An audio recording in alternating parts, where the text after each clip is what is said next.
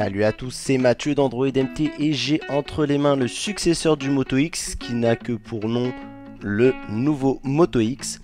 Alors cet appareil arrive et vient succéder à cet excellent smartphone dont nous avons fait le test sur android-mt.com.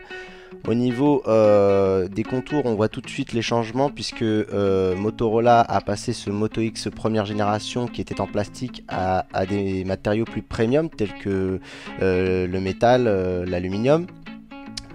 Au niveau des spécificités de l'appareil, l'écran a grandi.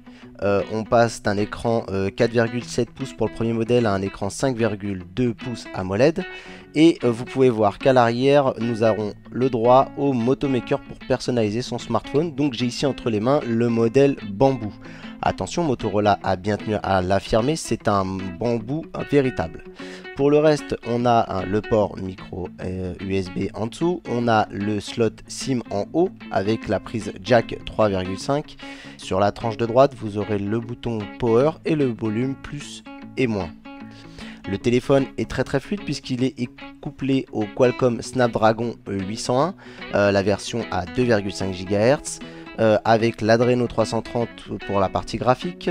Au niveau du capteur avant, on a du 2 mégapixels, donc il semblerait que Motorola ne pense pas au succès du selfie, mais ça sera amplement suffisant pour de la visioconférence. Au niveau du stockage interne, on est sur du 16 ou du 32 Go.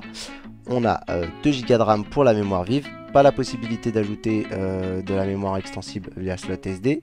Au niveau des ajouts logiciels, on a pratiquement rien puisque Motorola l'affirme et préfère laisser une expérience pure Google.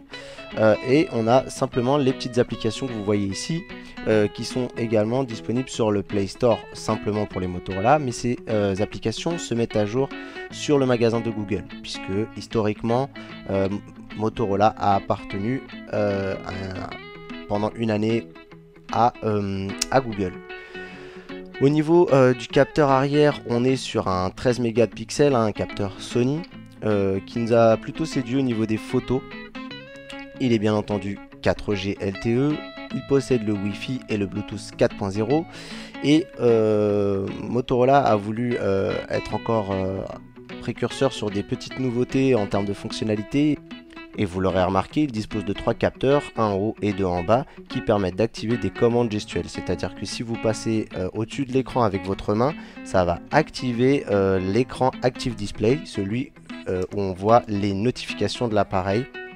Donc voilà, Motorola propose des appareils élégants. Je vous propose de voir la Moto 360 et le nouveau Moto X ensemble. Voilà, pour le prix, on est autour des 519 € pour le modèle 16 Go et il faudra compter 20 € de plus pour l'utilisation du Moto Maker. Un prix qui nous semble un peu élevé au vu des specs. Mais peut-être est-ce le prix à payer pour avoir des matériaux plus premium sur ces appareils. C'était Mathieu d'Android MT et vous avez toutes les informations sur l'article. Merci, à bientôt.